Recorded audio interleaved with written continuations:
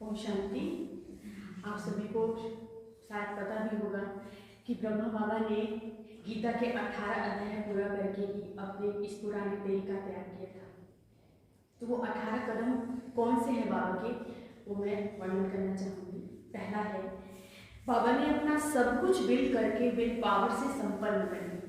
जो भी पुराना सब कुछ था बाबा के पास, वो सब कुछ बाबा ने समर्पित कर दिया, बिल कर दिया। दूसरा है, अपने से भी ऊंचा बनाने की उनके अंदर भावना थी।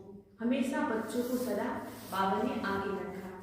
तीसरा है, लौकिकता में अलौकिकता का अनुभव।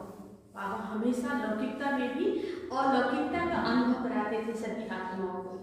चौथा है, सबके स्नेही, सबके सहयोगी थे। बाबा सबके प्रिय भी थे और सबके साथ सहयोग भी करते थे। पांचवा है, सदा फल की इच्छा से मुक्त, इच्छा मात्र अविद्या।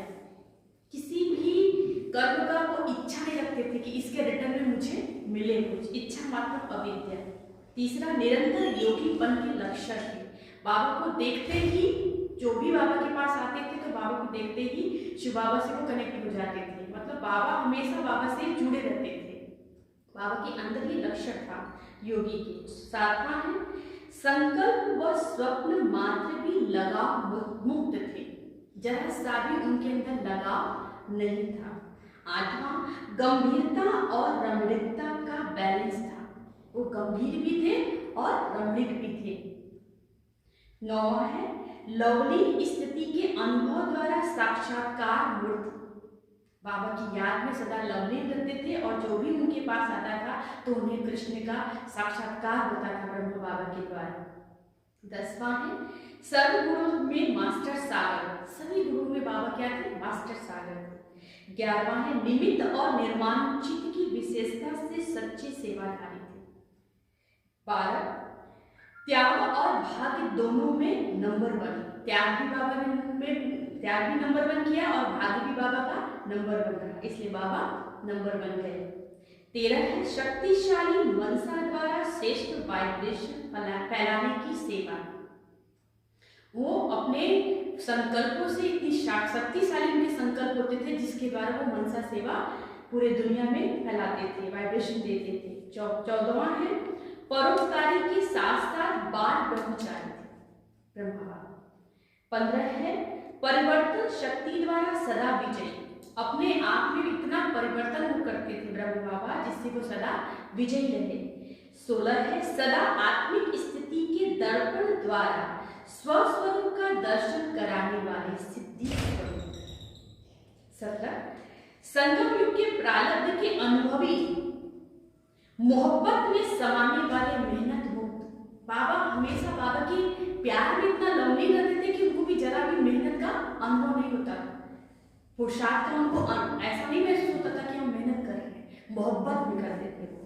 और लास्ट है 18, अव्यक्त से व्यक्त में आने का अभ्यास। सेकंड में अव्यक्त स्थिति, सेकंड में व्यक्त में आ जाते थे ब्रह्मा बाबा। ऐसी थी ब्रह्मा बाबा की विशेषताएं। 18 कदम बाबा ने पूरे किए। और बाबा के विषय में क्या वर्णन करूं मैं। बाबा तो एक ऐसा दिव्य मूर्ति था जिसे देख कर ही लगता था कि शायद हम इनके पास अगर 1 मिनट भी रुक जाएं तो हमारा कल्याण हो जाए। बाबा सदा त्याग की भावना, हर एक बच्चे के प्रति सद्भावना, करुणा की भावना, रख की भावना थी बाबा के अंदर। बाबा ने सदैव बच्चों को आगे रखा, पहले बच्चे फिर बाबा। बाबा हर एक छोटे से छोटे कर्म करते थे और वो कर्म करके बच्चों को सिखाते थे। कोई अगर बाबा से मिलने आता था तो अगर बाबा गेहूं चुनते थे तो कोई कहता था कि बाबा आपसे कोई मिलने आया है, आप जाएंगे? तो कहेंगे नहीं, यहीं बुलाओ, मैं यहीं मिलूंगा बच्चे से। बाबा, बच्चे कहते नहीं बाबा आप चलिए, तो बाबा कहते थे नहीं मुझे यहीं मिलना है।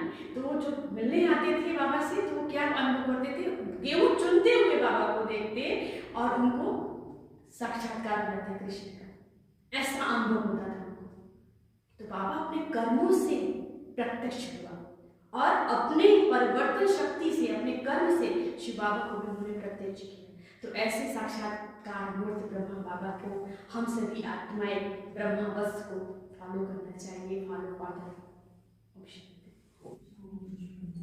हम सब के अलौकिक पिता, यज्ञ पिता ब्रह्मा बाबा का आज स्मृति दिवस है। तो बाबा के इस स्मृति दिवस में मैं बाबा के लिए यह गीत समर्पित करती हूँ।